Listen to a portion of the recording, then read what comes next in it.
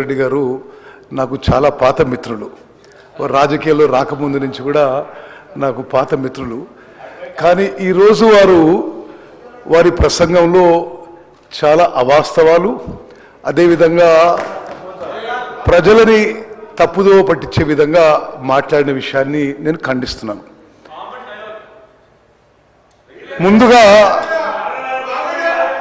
ముందుగా మీరు చివరిగా ప్రసంగించిన విషయాల్లో బీసీ కులగణన విషయంలో, అదేవిధంగా ఎస్సీ కేటగిరీ విషయంలో ఎన్నో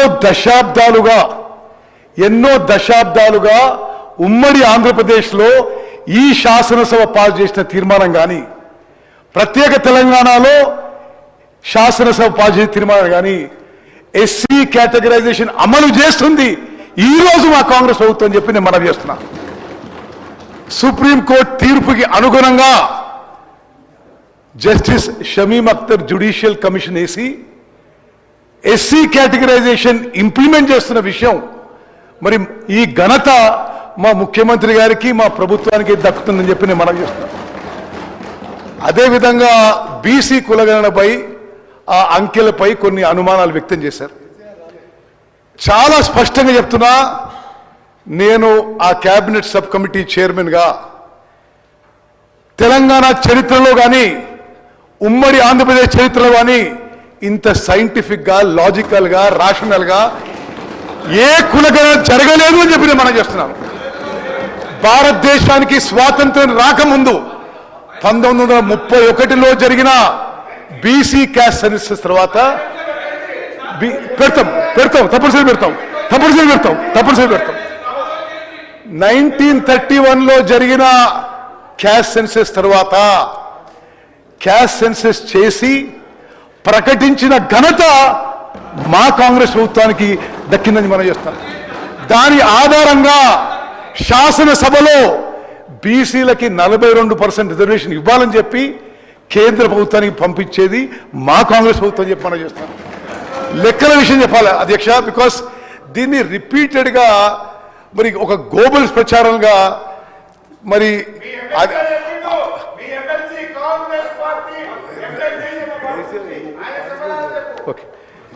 అధ్యక్ష, ఈ బీసీ కులగణనపై ఒక గోబల్స్ ప్రచారం చేస్తూ రిపీటెడ్గా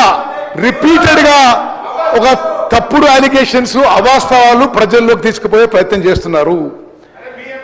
స్వతంత్ర భారతదేశంలో ఏ రాష్ట్రంలో ఎక్కడా జరగని విధంగా, ఏ కేంద్ర ప్రభుత్వం ఏ రాష్ట్ర ప్రభుత్వం చేయని విధంగా మేము 104,000 మంది ప్రభుత్వ ఉద్యోగస్తులని 50 రోజుల పాటు డెడికేటెడ్గా ఈ పని మీద పెట్టి చాలా సిన్సియర్గా, కమిటెడ్గా ఈ ప్రభుత్వం బీసీ కులగణన, BC caste census, social economic survey చేసిన విషయం తెలంగాణ ప్రజానీకానికి తెలియజేస్తున్నాము. మీరు సమగ్ర కుటుంబ సర్వే చేసి అది శాసనసభలో పెట్టే ధైర్యం లేకుండా మీకు ఏనాడు కూడా ఆ సంఖ్య ఆ అంకెలు మీరు పబ్లిక్ డొమైన్ లో కూడా పెట్టలేదు. With speaker sir, with great responsibility I'm saying, నేను ఆ రోజు శాసనసభ్యుని, ఆ తర్వాత పార్లమెంట్ సభ్యుని, ఏనాడు కూడా మీరు అంటే మీ అంకెల మీదకి నమ్మకం లేదో, లేకపోతే మరి మీకు ఏ అనుమానం ఉన్నాయో, లేకపోతే మీరు బీసీలకు వ్యతిరేకమో తెలియదు, కానీ మీరు చేసిన ఎస్కేఎస్ సర్వే ఏనాడు కూడా క్యాబినెట్ లో, శాసనసభలో పెట్టని విషయం కూడా మనం చేస్తున్నాం. అదేవిధంగా నో ఇట్స్ ఎ లై, ఇది అబద్ధం, పెట్టలేదు నేనే చూడలేదు. అదేవిధంగా స్పీకర్ సార్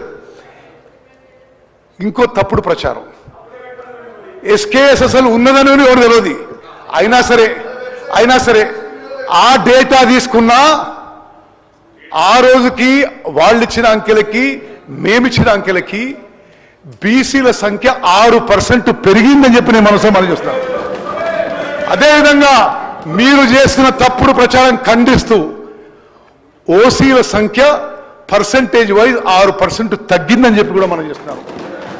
1,04,000 మంది ప్రభుత్వ ఉద్యోగులు చాలా సీరియస్గా తీసుకొని మరి బట్టి విక్రమార్ గారి డిపార్ట్మెంట్ ప్లానింగ్ డిపార్ట్మెంట్ కింద 50 రోజులు డెడికేటెడ్గా 160 కోట్లు ఖర్చు పెట్టి ఈ భారతదేశంలో ఇంత అద్భుతంగా సోషియో ఎకనామిక్ సర్వే మరే ప్రభుత్వం చేయలేని చెప్పి కూడా నేను మనవి చేస్తున్నాను. అదేవిధంగా ఇది చాలా దురదృష్టకరం. ప్రతిపక్ష పార్టీలో ఉన్న పెద్ద మనుషులు మరి అది వాళ్ళు ఎందుకు చేయలేదో కానీ మీరు కూడా సోషియో ఎకనామిక్ సర్వేలో పార్టిసిపేట్ కాలేదు. మీరు విమర్శించిన సోషియో ఎకనామిక్ సర్వేలో మీరెందుకు పార్టిసిపేట్ కాలేదు? అదేవిధంగా మేము ఎంత ట్రాన్స్పరెంట్గా ఉన్నామంటే అయిపోయిన తర్వాత ఎంత జవాబుదారీతనంగా ఉన్నామంటే ఎంత అకౌంటబుల్ ఉన్నామంటే అయిపోయిన తర్వాత ఇంకెవరన్నా మిగిలిపోయిందని మీకు భావన ఉంటే మళ్ళీ నమోదు చేసుకోండి అని కూడా టైం ఇవ్వడం జరిగింది. దయచేసి మీరు విమర్శ కోసం విమర్శ కాదు. ఈ 2 విషయాల్లో రాహుల్ గాంధీ గారి నాయకత్వంలో కాంగ్రెస్ పార్టీ సామాజిక న్యాయానికి కట్టుబడింది. ఎస్సీ వర్గీకరణ మా హయాంలో చేసినాం, బీసీ కులగణన మా హయాంలో చేసిందని చెప్పి మీకు మనవి చేస్తూ, అదేవిధంగా రాజేశ్వర రెడ్డి గారు కృష్ణా నదీ జలాలపై మాట్లాడారు. అధ్యక్ష, నా శాఖ కాబట్టి నేను చెప్తున్నా. అదేవిధంగా కృష్ణా నదీ జలాల్లో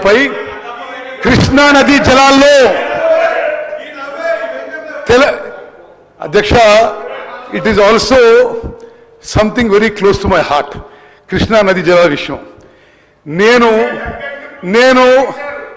7 సార్ల పులిచింతల ప్రాజెక్ట్ వల్ల తెలంగాణకి అన్యాయం లేదు అని రికార్డు చెప్తున్నాయి కదా. మీరు అడిగి రండి, పులిచింతల ప్రాజెక్టు వల్ల తెలంగాణకి అన్యాయం జరుగుతాయని చెప్తున్నారు. మీకు తెలియకుండా మాట్లాడతారు మీరు. అసలు మీకు ఏం తెలుసు పులిచింతల గురించి?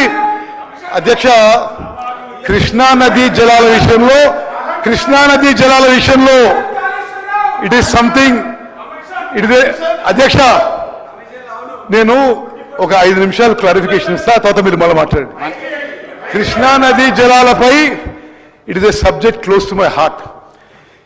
నేను శాసనసభకి 6 సార్లు, పార్లమెంట్కి 1 సారి ఎన్నికైంది కృష్ణా బేసిన్ నుంచి, కృష్ణా ఆయకట్టు నుంచి. మరి మేము ఆ కృతజ్ఞత ఉంటూ నేను మీకు ఆన్ రికార్డ్ చెప్తున్నా, కృష్ణా నదీ జలాల విషయంలో హరీష్ రావు గారు ఇరిగేషన్ మంత్రి ఉన్నప్పుడు, కేసీఆర్ గారు ఇరిగేషన్ మంత్రి ఉన్నప్పుడు 811 టీఎంసీలు ఉమ్మడి ఆంధ్రప్రదేశ్కి కేటాయిస్తే వాళ్ళు ఆంధ్రప్రదేశ్కి 512 ఇచ్చేయండి, మాకు 299 సరిపోదని 10 ఏళ్ల పాటు సంతకం పెట్టిండ్రు. మేము వచ్చిన తర్వాత ముఖ్యమంత్రి గారు నేను ఢిల్లీకి పదే రిప్రజెంట్ చేసి ఆ సబ్జెక్ట్ రీఓపెన్ చేసి ఆ 811 టీఎంసీ వాళ్ళు ఒప్పుకున్న దాన్ని మేము రీఓపెన్ చేసి తెలంగాణకి ఇది అన్యాయం, ఇది మేము ఒప్పుకోం, ఆ సబ్జెక్టు రీఓపెన్ చేసిన విషయం కూడా నేను మీకు మనవి చేస్తున్నాను.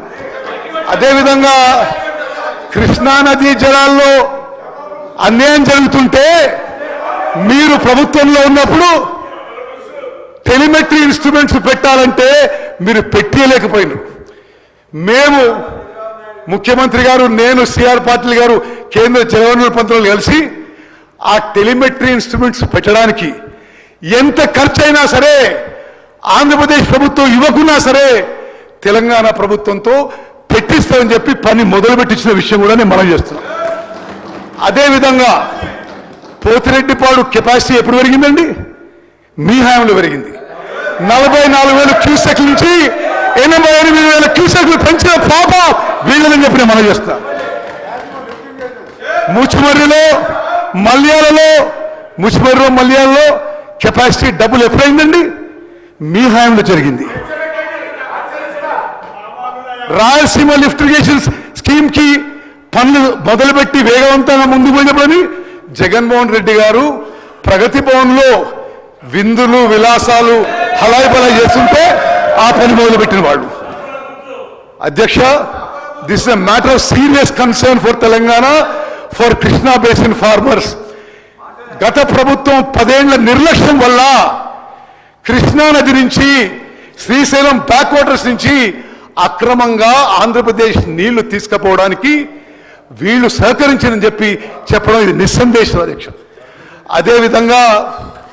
అదేవిధంగా రాజేశ్వర రెడ్డి గారికి తెలియకపోయి ఉండొచ్చు, మేము కేఆర్ఎంబితో కొట్లాడి రైట్ కెనాల్లో 10,000 క్యూసెక్ నుంచి 5,000 క్యూసెక్ తగ్గించినాం.